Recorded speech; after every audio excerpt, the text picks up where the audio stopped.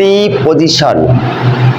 Pre শব্দের অর্থ পূর্বে, পজিশন শব্দের অর্থ অবস্থান।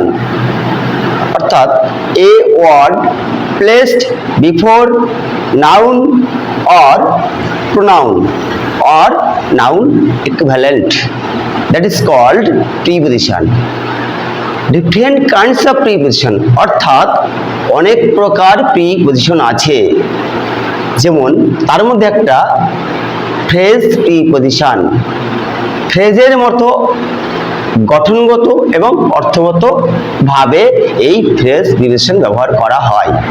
যেমন ওয়িং টু এর শব্দের অর্থ জন্য। ইনস্পাইট অফ মানে সত্ত্বেও। অন অ্যাকাউন্ট অফ মানে কারণে। বাই ডিন্ট অফ সাহায্যে।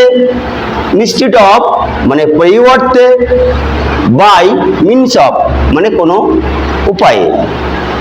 এগুলো আমরা কিভাবে বাক্যের মধ্যে ব্যবহার করব? In spite of hard toil, toil শব্দের অর্থ পরিশ্রম। He failed in the exams, কঠোর পরিশ্রম সত্ত্বেও সে ব্যর্থ হলো পরীক্ষায়। অর্থাৎ কঠোর পরিশ্রম সত্ত্বেও সে পরীক্ষায় অকৃতকার্য হলো।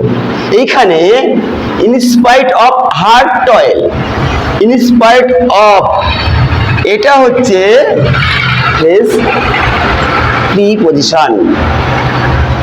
হি could not attend the meeting, attend শব্দের অর্থ হচ্ছে যোগ দেয়া। He could not attend the meeting, সে মিটিংয়ে যোগ দিতে পারেনি। অন অ্যাকাউন্ট অফ মানে কারণে। এটা হচ্ছে অন অ্যাকাউন্ট অফ, এর অর্থ হচ্ছে কারণে। এটি একটি phrase preposition. Instead of coming he went here, এখানে দেয়ার হবে, এখানে ওয়েন্ট দেয়ার।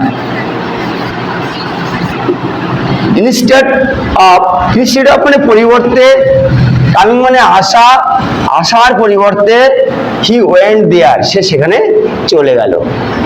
এই হচ্ছে ফ্রেজ প্রিপজিশন। কি এর অত্যন্ত গুরুত্বপূর্ণ ব্যবহার, একদম একবার দেখলেই সহজেই তোমরা আয়ত্ত করবে। আবার ক্লাসটি রিভাইজ করে দেখে নাও।